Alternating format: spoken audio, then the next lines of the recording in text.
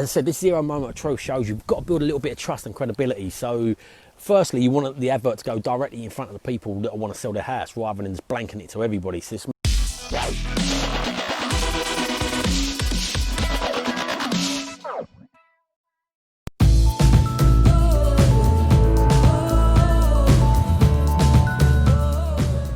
Hi everybody, Harvey here, remote property investor, very remote at the moment. I'm actually in Belgium, but yeah, every Wednesday I'm going to try and share with you what we've been, as long as I've got something decent to share, but share with you what we've been up to in the property business, trying to buy houses, all around sort of just directly on the investing side of property. So this week, what we've been up to is finalising our funnels, our steps for the direct-to-vendor Facebook ad campaign. So we've created a funnel and steps in going directly to vendors to try and source properties. So one of my sayings is my one-line mission statement for my company. I always end my videos on this. It's also the end part of this one-line mission statement is my why. My why is live on my terms, and my one-line mission statement is evolve your ideas to live on your terms. And you've got to always evolve and move forward, because what worked yesterday don't always work tomorrow, and we can easily get caught in the trap of not wanting to evolve, because you have to step out your comfort zone to evolve and do new things. So one of the things that always worked well for us when we've been sourcing properties is just sourcing properties for agents. But in today's climate, luckily enough, I was evolving into this new way before COVID, but even more so now. So we started I looked at direct to vendor ways before, like leafleting, things like that was so time consuming, so much effort. It didn't suit me. It does work, but it didn't suit me. And I was getting really good leads directly from letting agents as well. So obviously sometimes when something's going well, it puts you into your own comfort zone. But I've been looking at ways to improve the leads, get better leads. Competition's always seems to be going up, even though they say more landlords are leaving the market. I think the professionals left in the market are all eager to buy and more educated on buying, so it makes it a little bit of a bit more hotter competition. So I've been looking at different ways, and the way I've settled with doing this is before COVID, but luckily I started the process of doing this before COVID, because it took a while to put this together. It took us a bit longer because we had other things and other fires to fight before this as well within my company. Before this, but it's a direct-to-vendor campaign with Facebook. So we're taking a different approach. I studied a guy called Paul Long for estate agents, so they call it a nurture program, and today I've been studying lots of marketing anyway. So gone are the days where you can literally just say to people, this is what we've got for sale, this is what we want to buy, come to us, we're the greatest, come and buy it from us. People want to have touch points with you to build up the trust with you. Google done a study, it's called ZERMOT, Zero Moment of Truth. So this zero moment of truth is when people spend, and who better to actually study people's spending habits than Google. Maybe Amazon's a pretty good position, but they're up there with the best in the world to understand this. And they say you need 11 touch points for people to build trust. Very few people buy on that first touch point of meeting somebody. So ultimately, the old way of going directly to vendors, the old way of buying properties directly to vendors was literally the leaflet or board on the side of the road saying we buy houses for cash. It does work. You do get some really highly motivated sellers. Vendors is a seller, by the way, guys, but you do get some really highly motivated people that way. But you also put a lot of people off that are scared, you know, and a lot of people that will be fearful, thinking, because there's been lots of negative press around people taking advantage of people in a position, and investors taking advantage of them. So a lot of people will be scared of them. But also you've got to, that direct approach of we'll buy your house for cash. Also, you've got to get that in front of that person. So the old way, as I said, was leafleting, putting them through doors and leafleting it. So if you sent out 4,000 leaflets, maybe only 100 of them 4,000 leaflets actually got in front of the person that actually wanted to sell a house. And then if out of them 100 leaflets of people wanting to sell a house, how many of them did not end up in a recycle bin before they even read them? So if most people are anything like me, I don't even look through the leaflets that come from my post anymore. I just go straight in the recycle bin, because you just get loads of them through and you just sort of switched off to it.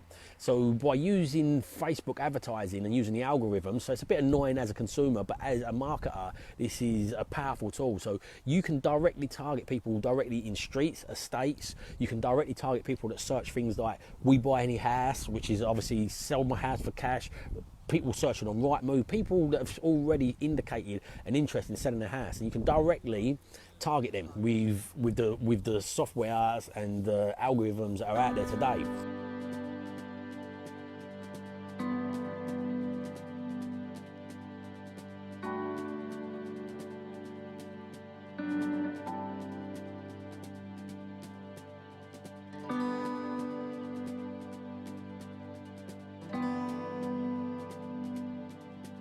I think any spots I've been playing around with this. Up, that's a tiny bit better, I think. Yep, that's a tiny bit better. So that's our villa behind us, or villa, I'm not sure what it's called. It's an old barn conversion. Staying here with a family in Belgium. I'm not sure that is any better, to be fair. But yeah, as I said, this zero moment of truth shows you've got to build a little bit of trust and credibility. So firstly, you want the advert to go directly in front of the people that want to sell their house, rather than just blanking it to everybody. So this makes perfect sense to me. I'm not getting much success with this stand now. The wind's picking up, and not success with the light. But yeah, you will get some success. But when you build trust, that's when people do business with people that they trust. How's a half life in the remote property investing world? Yeah, it's great, thank you, Mr. McQueen. But yeah, people do business with their trust. So this nurture program is designed this way. So ultimately what we've done with this is we've created an ebook telling people, advising them 7 tips on how you sell your house.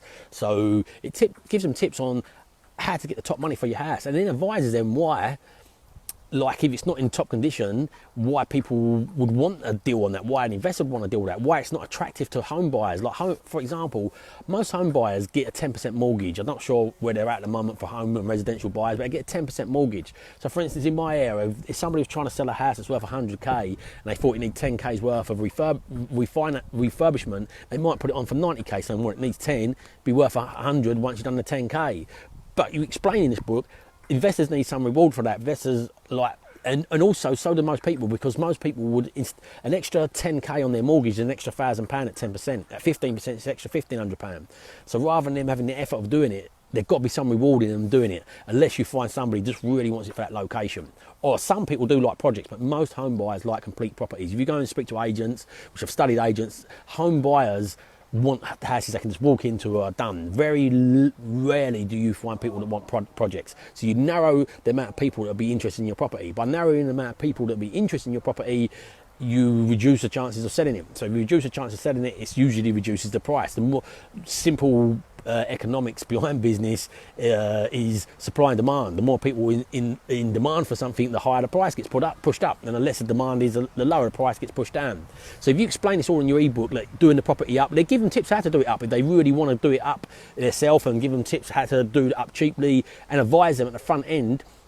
That straight away is building a little bit of trust. But at that point, we've got as I said, it's a funnel and it's a software. We use ClickFunnels, and we're using a software called Podio. And all this is quite new, adapting this to us. We've just finished all the drafts. We've got an email nurture campaign program after that. So the first step is the ebook.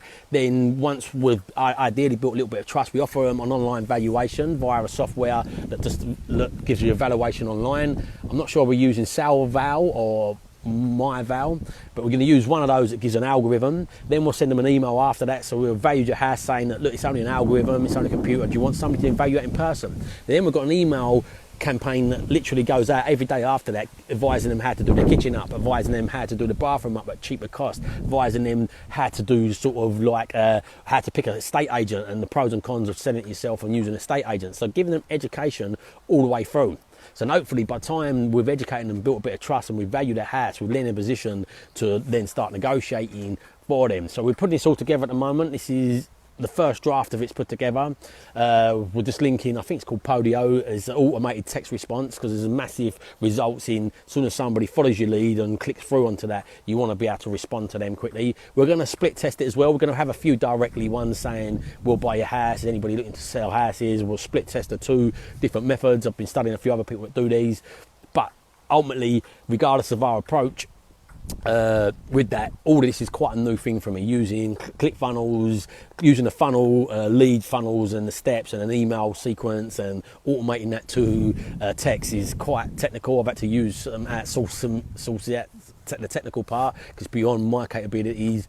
But yeah, it's out of my comfort zone a little bit, but I've realised that you can't just keep in your comfort zone with buying the way you did initially buy, and at the moment even more so. It's so hard to get deals from investors, from agents at the moment, because it's just so hot, that market. I feel we'll get a dip in that soon and they'll come back from the agents, but either way, both of these methods are going to work going forward. But guys, what have you been doing to evolve yourself and evolve your ideas? What have you been doing in your property world? Have you been doing any deals? You've been buying anything? Yeah, it's going to work either way. It might take a little bit of tweaking at the front end to get that message right, get in front of the right people correctly, and get that hook. It's all about getting that hook and the pattern disruption. But once we get that right, it definitely works. I went on a webinar the other day with Jamie York, and he uses Facebook advertising, and they get tons and tons and tons of leads. You know, I went on that because I was putting this together. I was like, oh, okay, he's somebody doing what I was doing directly in property. And instead, I've studied Paul Long. He's a estate agent, but they get lots of their leads into their estate agency using a similar method, but they get leads in to sell properties as an agent. It's one of the methods we're thinking of as well. Also selling the property. I've got a letting agent, so also some of the leads we'll get might not be suitable to investors, so it might be suitable just to sell on the market as an agent, which we're looking at potentially adding that as the back end branch as well. I hope you found that useful, guys. Let me know what you've been up to in your property world. I know what Sandeep's been up to. He's been struggling with lenders, giving them a zero valuation because there's a bed in the living room. If you've not seen his videos in the remote property investing community group, watch his video. Really informative, something I've never come across before and didn't know could happen. And it still baffles me how a valuer can value a property. Where is this property, Sandeep? I think it's in Dagenham or around them sort of areas. How they can value that at zero. It's like, oh, wow. But it's because it had a bed in the living room. Watch his video, it explains it better than I could. But yeah, it's baffling. But it'll also give you some education on if you're getting a property valued in a similar sort of area as that. So it's very, very useful. So I know what Sandeep's been up to. But guys, let me know what you've also been up to. It's always good to see what we've been up to. Share what we have. Share your wins, you know. But remember, if you don't evolve your ideas, you'll never live on your own terms. So evolve your ideas, live on your own terms. Have a fantastic day, everyone.